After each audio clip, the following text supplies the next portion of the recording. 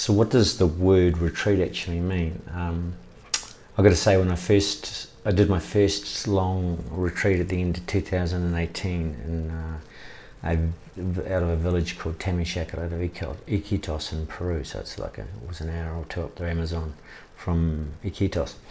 And I really didn't know what the word retreat, I just hear the word retreat and it kind of just means, it didn't really have much meaning to me at all. I hadn't really thought about it.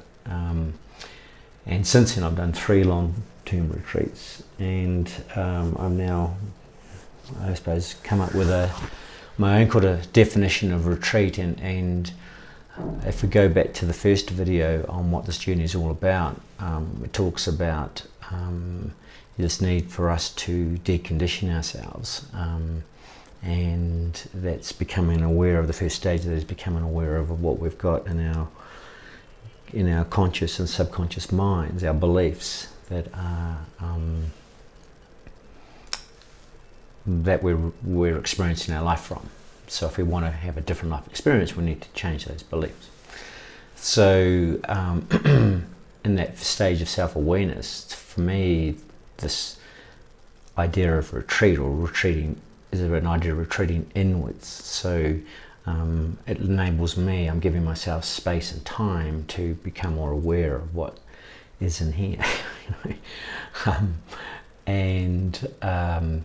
So what I feel, when I think of the word retreat now, I think about retreating inwards into myself. And so to be able to do that, and obviously at retreat centres, it's set up to enable us to do that. So for example, we're generally away from modern life. We're in a whole different environment and different things like that. We're obviously in beautiful places.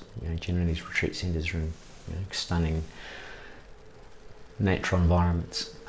So all of that allows us to, we're allowed to disconnect from our sort of normal life, so to retreat from that, retreat further in. So some of the things we need to be a bit aware of is that whilst we come into this space, which is designed to enable us to retreat inwards, we also need to take responsibility we need to be careful about coming out. So for example, at one of the retreat centres I was at, there was people were allowed to use their telephones or have their phones. So, and there was a spot you can go to where you can pick up signals. So, we had people in there some of them doing long 5, 6, 7 month retreats.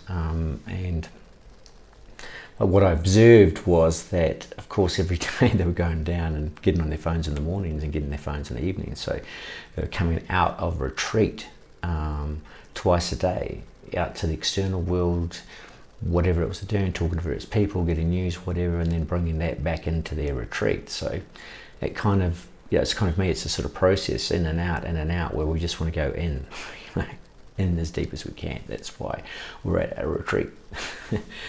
And the deeper we go in, obviously the more, the deeper the experience is going to be. Who knows what comes out of that, but certainly what comes out of it is obviously personal to ourselves. But certainly if we're going to be distracting ourselves by going out of retreat, by using technology, or perhaps engaging with people, or watching DVDs, or just having to do something every time we engage externally, then we're taking ourselves out of that retreat. So yeah, that's what the word retreat means to me, and I feel it's extremely important. I mean, to me, that is the core, of why it is called retreat. So I encourage you to perhaps maybe just review, your own beliefs around the word retreat. What does the word retreat mean to you? And maybe get clear on that. Okay, thank you. And actually, there's one final thought I will leave you on this topic, and this is again about the more we go in, the more we're able to clear out. So some words that sort of popped into my head the other day when I was actually sitting in the jungle in the river was, I have to go in to come out. So, we go into retreat, we retreat and we clear some stuff, and then we come back out again into the world, but, we're different. And how different we are really is determined by how much we honour the retreat process, and that's our responsibility. So thank you.